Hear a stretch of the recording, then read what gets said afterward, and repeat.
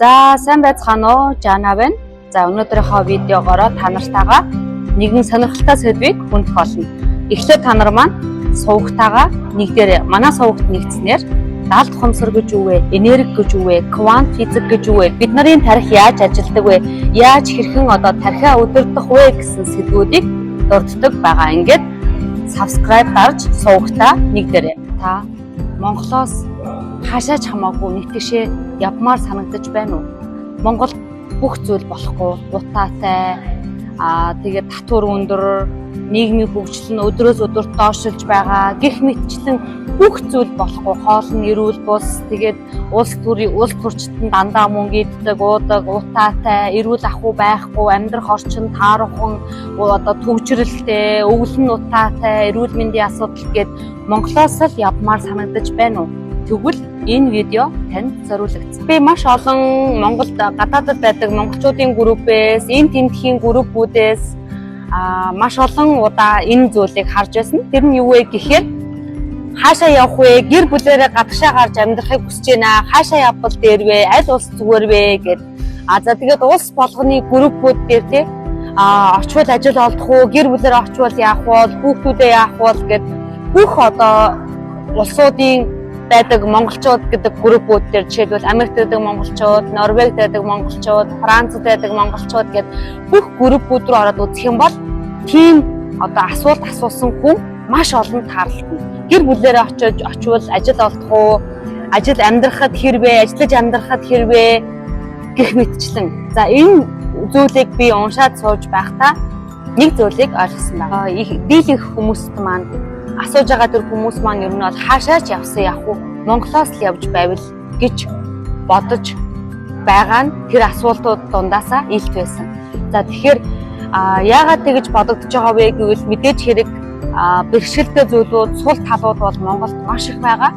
Тийм учраас бид нар маань хэрвээ би энэ орчноос олчих юм бол, би энэ хүрээлэн байгаа хүмүүсээс олчих юм бол би арай илүү өндөр хөгжилтэй газарт илүү энерги ухамсарын түвшин өндөртэй хүмүүстэй хамт очиж ажиллаж амьдрах юм бол би сайхан амьдрах баха, илүү орлого олох юм бол би илүү сайхан амьдрах баха гэж ихэнх хүмүүс боддог. Та яг юу гэж бодож байна? Энэ хэр үнэн? Бид нарт аз жаргалтай байх, сэтгэл хангалуун байх, ажил амьдралдаа хангалуун байх гэдэг зүйл бол бидний дотор байдаг. Бидний дотор байгаа зүйл бидний гадаад ертөнцийн харагддаг. Тэгэхээр өнөөдөр та байгаа зүйлдээ сэтгэл хангалуун бус, нэг тийшээ явбал аз жаргалтай болох юм шиг санагдаад эсвэл Монгол л болохгүй Францад очих юм бол, Швейцарт очиод амьдарчих юм бол илүү тайван, стрессийн түвшин доогуур амьдрах юм шиг санагдаад байгаа бол та өөрийнхөө доторлогоо нэг өндийгөөд нэг үзээрэй. Яагаад гэвэл ихэнхдээ бид нарын тэр мэдрэмжүүд нарын дотор тэр амар амгалан байдаг. Түүнийг олоогүй цагт та магадгүй муухай орчноос зүхтааж чадна. Муухай гэрээс бид нар зүхтааж чадна. Магадгүй улсаасаа ч гэсэн бид нар явж чадна. Гэхдээ бид нар өөрийнхөө дотор байгаа мэдрэмжээсээ хизээч зүхтааж чадахгүй. Жишээлх юм бол би маш олон хүмүүсийг мэднэ. Гадаадад ирээд хэсэг хугацаанд амьдрсны дараа болохгүй мэдрээд за ер нь болохгүй байна, нутаг буцъя гэд харж байсан маш олон кейсүүдийг та нар маань мэднэ. Тэр энэ юу болж байна вэ гэвэл тэр хүмүүс маань сэтгэл хөдлөлөөр Монголоос явж л байвал, гадаадад очиж л байвал бүх юм болчих юм шиг санагдаад тэнд очиж байх юм бол өндөр цалинтай ажил хийх юм шиг бодож ихэнх хүмүүс ирдэг. Яг үнэндээ гадаадад ажилд орно гэдэг чинь танаас маш их ур чадвар шаардна. Та өмнө 3 сая монгол хүнтэйгээ өрсөлдөж байсан бол максимум хамгийн ихтэй 3 сая хүнтэй өрсөлддөг байсан бол та тэр гадаадад ирснээр хэдэн 100 сая хүнтэй өрсөлдөнө. Зарим мэрэгчлүүд жишээлбэл та мэрэгчлэрээ ажилд орох юм бол бүр хэдэн сая мянган тийм анкетүүдтэй таны анкет өрсөлдөнө. Тэгээд сонгогдсон тохиолдолд та дуудана. Монголын компаниуд шиг тийм хурдан дуудахгүй. Монголд ер нь та мэрэгчлэрээ нэгдүгээрт ажиллана Монголд байхын давуу тал нь. Тэгээд та мэрэгчлэрээ анкет илгээсэн л бол ерөнхийдөө бол нэг сарын дотор бол таныг дуудчихдаг тийм үү? Гадаадад хизээж тийм хурдан сарын дотор таныг бол ярилцлага дуудахгүй. Тэгэд мэдээж хэрэг ихэнх хүмүүс нь бараг за 90% нь мэрэгчлэр ажил хийдэггүй. Монголд байсан бол мэрэгчлэр ажил нь гадаадд мэрэгчлэр ажил хийдэггүй. За мэрэгчлэр ажиллах хүмүүсийн хувьд болохоор та одоо туршлагатай байх хэрэгтэй.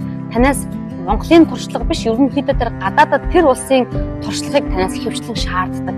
Гэтэл бид нар анх очиж байгаа үед биднэрт тийм туршлага байхгүй шүү дээ. Монголын л туршлага байгаа. Тэгэхээр та мэрэгчлэр ажилд ороход тун хэцүү болж байгаа нь тэр юм.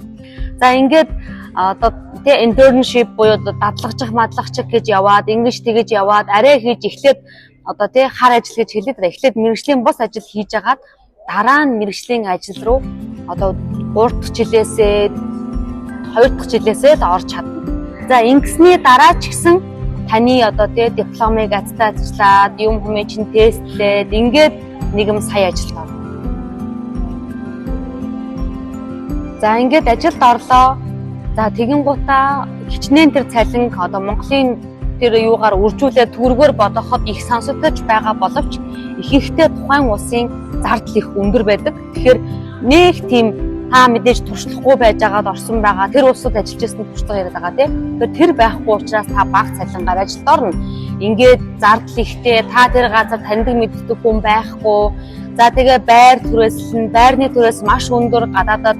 За ингээд явхаар нөгөө нэг бид нарын тий гадаад очих юм бол жаргал байдаг юм шиг, гадаадд байдаг хүмүүс л жаргаад байдаг юм шиг байдаг зүйл оронгороо эргэж эхэлдэг. За ихэнх хүмүүс энэ үед стресст ордог, харамсдаг. Гадаадд ирсэндээ бүх зүйлээ хаяад, ажлаа хаяад, бүх юмаа зараад ирсэндээ харамсдаг. Мэдээж хэрэг мах үнэтэй ингээд хүнс чинь бас эрүүл байсан ч гэсэн ерөнхийдөө бол үнэтэй байдаг. За яг хуу жимс боломжийн үнэтэй байж болно. Гэхдээ мах ер нь бол маш үнэтэй. За тэгээд за ингээд явхаараа хоёрдугаарт нь хэлний асуудал маш их гардаг тий.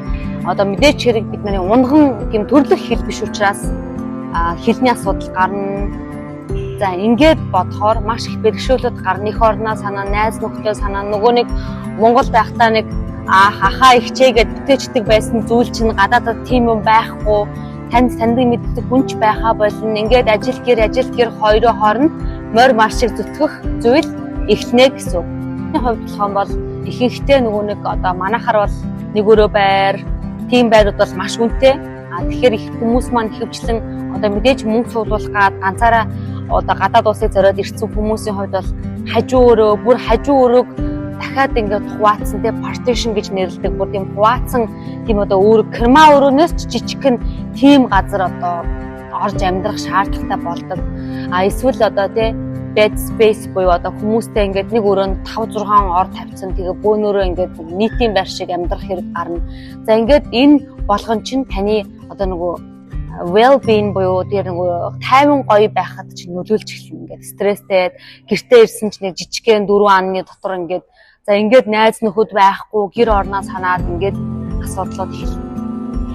Тэгээ та Монголд ингээд тэгээ сургуультай хамгийн шилдэг, ангитай хамгийн шилдэг, онц сурсан ийм тийм байсан бол гадаадд ирээд таны мэдлэг юу ч биш, та хинч биш, та ерөөсө болоогүй байсан байна гэдгийг ойлгоно.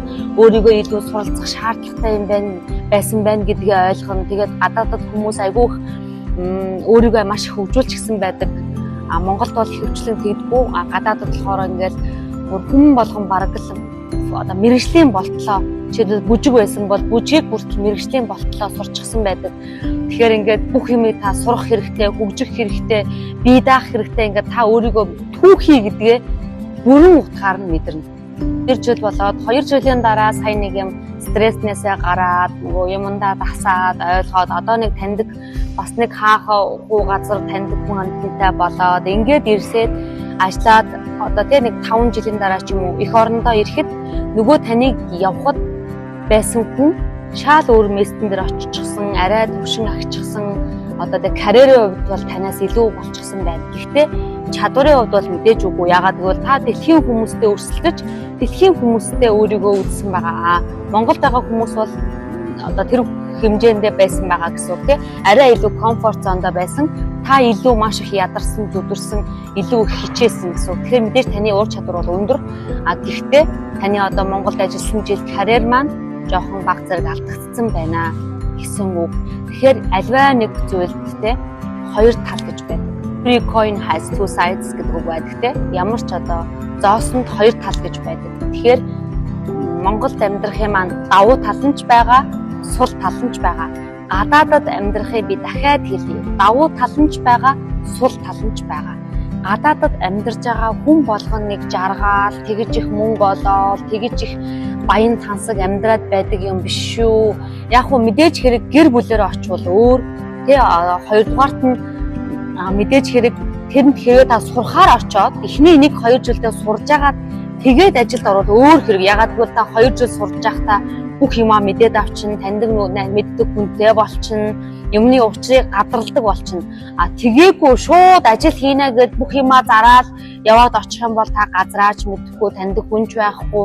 Ингээд бүх юм таны хувьд одоо эрсдэлтэй болж эхэлнэ. Тэгээд ямар ч хэлсэн гадаадад амьдарч ажиллаж амьдрах, Монголд одоо ажиллаж амьдрах хоёрын давуу сул талыг одоо өөрийнхөө яг одоо мэдэрсэн, ойлгосон зүйлийнхаа үндсэн дээр ингээд тайлбарлахыг хичээж өнөөдөр видеог хийлээ. Тэгээд та манаас авах гэхийн ухаанаар хандаарай. Ерөнхийдөө бол яг гадаадад амьдраад 3 жил болж байгаа хүний хувьд бол миний анзаарсан мэдсэн зүйлүүд бол энэ байлаа. За тэгээд нэмж хэлэхэд бол аз жаргал гэдэг бол бидний дотор байдаг. Тэгэхээр тэр хэрвээ таны дотор таагүй мэдрэмжүүдээр дүүрэн, таны дотор одоо шүмжлэлээр дүүрэн, травмагаар дүүрэн байх юм бол та Швейцард очсон ч, та газрын диваажинд очсон ч та аз жаргалыг мэдрэхгүй. Аз жаргал гэдэг бол бидний дотор байдаг. Аз жаргал гэдэг бол одоо цагт байдаг. Тийм учраас энэ аз жаргалтай байх, сэтгэл ханамжтай байх гэдэг зүйл сэтгэл зүйтэй травматай маш их холбоотой. Манай Pfizer Academy-д маш олон хүмүүс ховсын эмчилгээнд ордог, маш олон хүмүүс сэтгэл зүгээ эмчлүүлдэг. Ялангуяа 90% дандаа гадаадад амьдардаг хүмүүс байдаг. Тэгэхээр гадаадад амьдардаг хүмүүс маань маш их стресстэй, маш их асуудлууд толгордог нь бол үүгээр давхар бас батлагдж байгаа. За тэгээд та нар маань ч гэсэн ингээд нэг л Монголда амьдармааргүй санагдаад, нэг л одоо бүх юм болохгүй бүтэхгүй санагдаж байгаа бол та нар манаас энэ мэрэгжлийн хүнд хандаад энэ ховсын эмчилгээнд нэг ороод алт хумтраа нэг өөрчлөлт үзээрэй. Аз жаргал гэдэг бол бид нарын их хвчлэн дотор байдаг юм шүү. Тэгэхээр эхлээд өөрийнхөө сэтгэл зүйгээ нэг эмчлүүлчихэд тэгээд дараа нь тэр шийдвэрийг бас гаргаарай гэж хэлмээр байна. Дараагийнхаа үргэлжлэл уулзалтад бай.